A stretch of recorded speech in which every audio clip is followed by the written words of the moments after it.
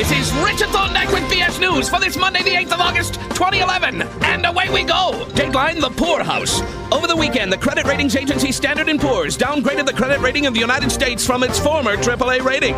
If things continue to go downhill, the next time the U.S. needs the debt ceiling raised, it may have to wander down to the strip mall under the neon sign and take out a payday loan. Economists were quick to point out Standard & Poor's made a $2 trillion error in the math it used for the downgrade, proving that all those bean counters from Bear Stearns and Lehman Brothers certainly landed on their feet with new gigs, didn't they? Dateline, the Grown Star State. The college grades of possible presidential candidate Rick Perry, while he was a student at Texas A&M, have been leaked, and they're almost all C's and D's.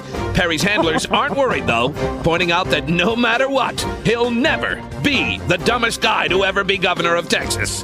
Dateline, can you screw me now? On Sunday, 45,000 employees of Verizon went out on strike over the company's demands for cuts in wages, health insurance, and pensions. Verizon is refusing to drop any of its demands, which, if you're a Verizon customer, you know that's odd because they routinely drop everything else. Finally, Dateline, young, blonde, and beautiful. Mattel has announced a new eco-friendly version of Barbie's Dream House, complete with solar panels and a low-flow toilet.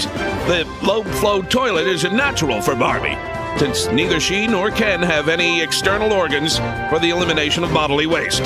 I know, right? That's all there is. Richard Thorndike, BS News. Have a great week. This week, and I wrote it down, they are blaming the credit downgrade on the Tea Party movement. Yeah! These people are actually crazy. You know that, right? They have no idea how this country finances itself, nor do they understand what things cost, nor do they understand that the debt is something we've already spent. And now all that was really on the table during the whole debt ceiling debate was whether or not the United States was going to pay for what it already purchased, for what it already borrowed to pay, whether that borrowed money was going to go to pay for what they already bought, or whether they were going to do nothing and default. That's what started this whole maniacal downturn, and that's what S&P wrote. And I'm telling you, this document, this little document.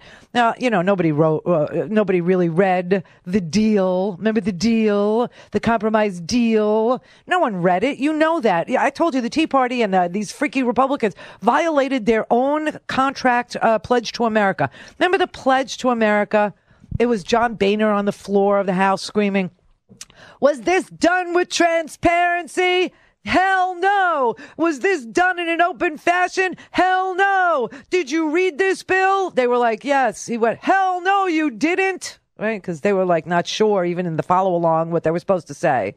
And then he said, can we pass this? Hell no, you can't, right? It was all hell no. Everything was hell no. They're very good when they're saying no, kind of thing. Well, when they did this compromise deal, okay, it wasn't, they said, they came up with this Pledge for America, and they said, oh, everything that we do from now on will be posted 72 hours before we vote. That didn't happen. Was this thing negotiated transparently and on the C-SPAN? No, it wasn't. Was this thing something everybody read before they voted? Hell no. So they violated their own pledge. And also in that pledge was that they would cite constitutional authority for whatever the hell they were going to do. There is no constitutional authority for failing to raise the debt ceiling, because in the Constitution, Hollis, it says that the debt of the United States shall not be questioned. Meaning, when a budget is done, or when people, you got to remember, the war was not on budget. Iraq was not on budget. When they sat down at the kitchen table, Hollis, they didn't include trillions of dollars for the war.